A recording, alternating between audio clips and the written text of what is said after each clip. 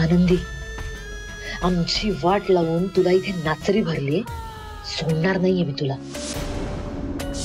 किती उकडतंय ग, एसी पण नाहीये इकडे, फॅन पण नाहीये.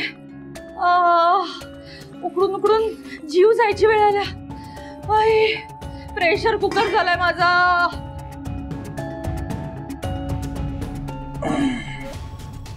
मम्मा,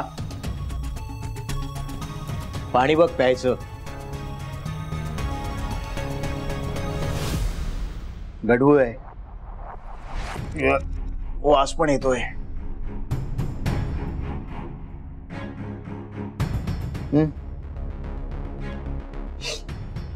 श्री, या पाण्याने मी हात सुद्धा नाही धुणार आणि तू प्यायचं म्हणतोयस? आता तूच म्हणालीस ना आपल्याला ऍडजस्टमेंट करायला लागणार इथे राहायचं असेल तर.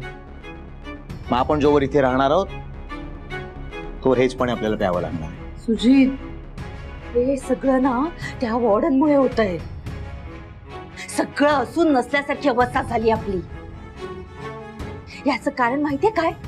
ह्या वयात म्हातार चढ लागलाय. ती आली ना वॉर्डन, त्याचाच फायदा मणी आणि स्वानंदीने घेतला आणि या घरावर कब्जा करून बसले. मला तर विश्वासच बसत नाहीये. त्या तिघांसाठी डॅडनं आपल्याला घराबाहेर काढलं. आपल्याला इतक्या धुळीत राहावं लागतंय. हे डॅड असे कसे वागू शकतात यार आपल्या बरोबर? डॅडचं मला कधी कधी कळतच नाही यार. मला झोप येते, मी झोपते.